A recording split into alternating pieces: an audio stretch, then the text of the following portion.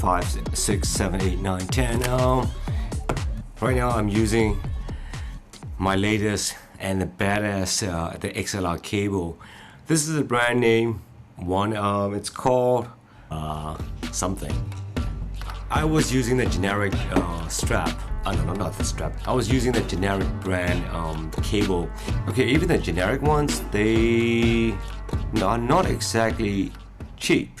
As a matter of fact, this guy here costs only slightly more. The adapter itself is nice and sturdy, and it just plugs in the mic rather easily and firmly. So that's good. I am suspecting the overall hissing and humming, the background pollution will be significantly lower. I don't think it's possible to completely eradicate the background noises. For example, I can still, well, okay, for example, somebody closing the door, you could probably hear it. The computer, the hard disk, everything, it's one way or the other making a noise. The only thing is, like, we're so used to those humming noises that our ears would just completely auto shut off, just auto filter them out. But otherwise, if you really hear, you will be able to hear the noises. This is the generic one. I did take it apart.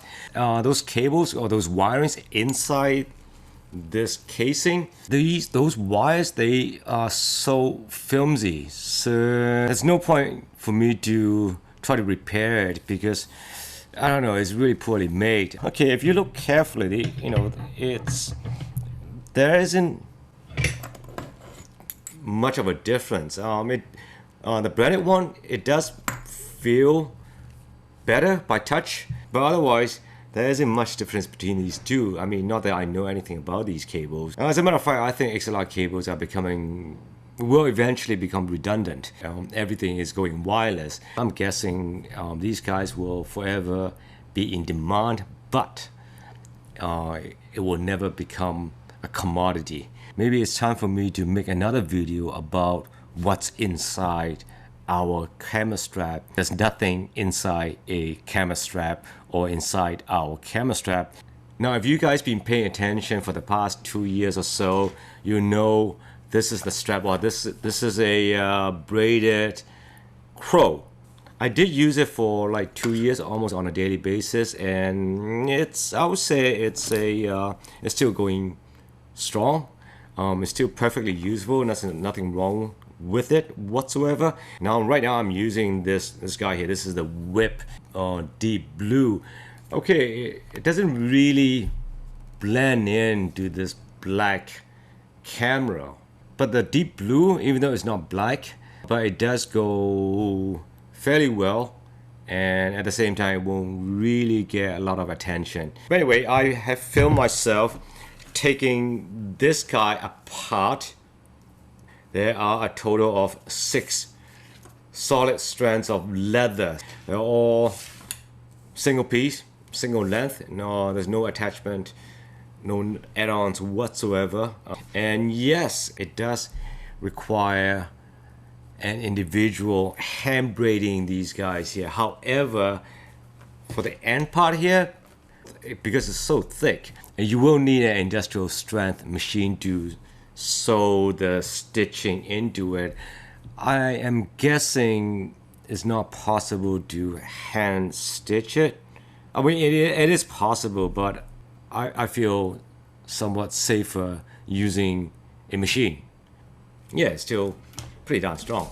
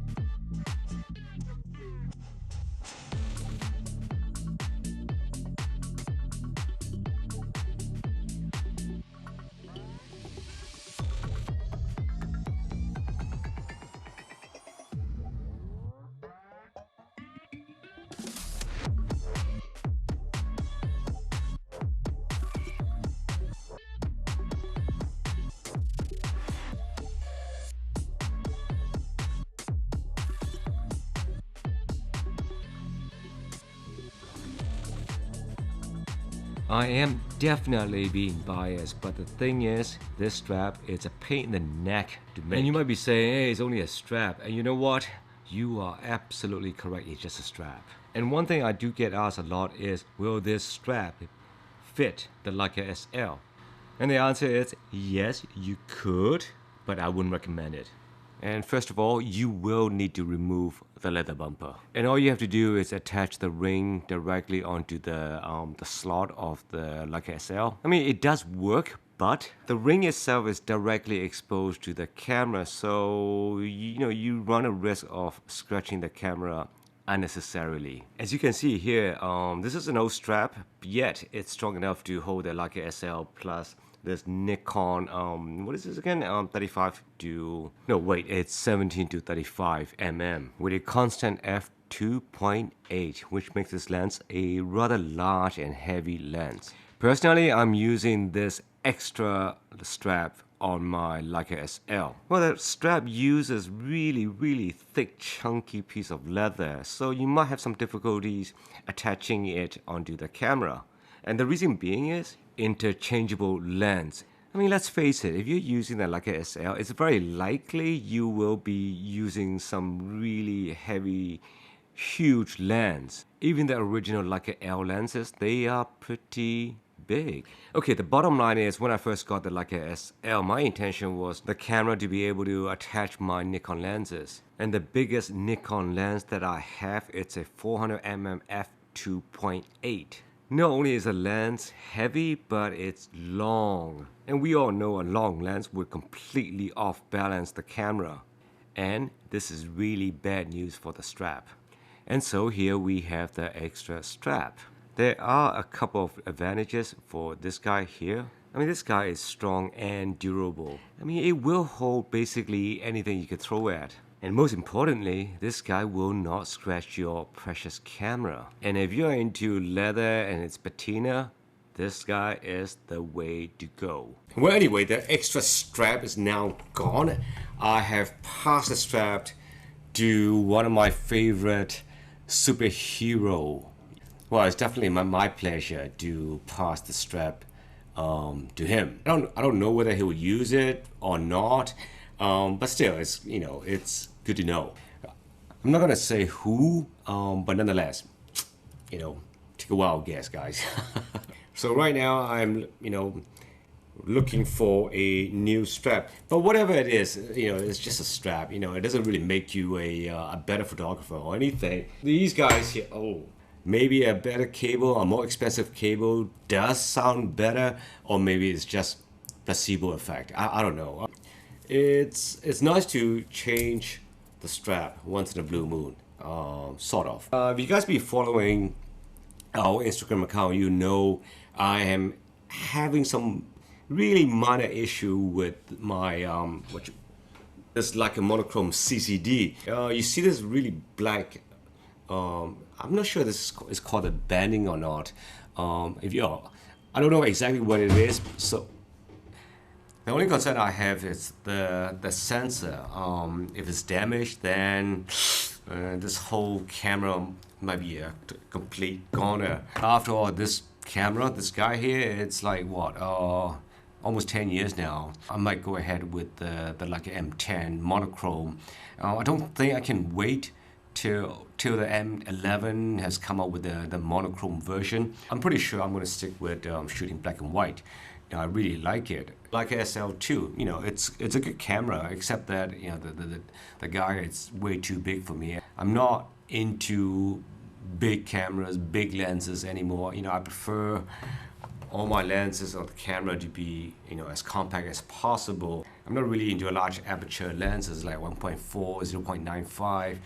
This is the perfect size for me. This lens, for example, the f2 is plenty big for me.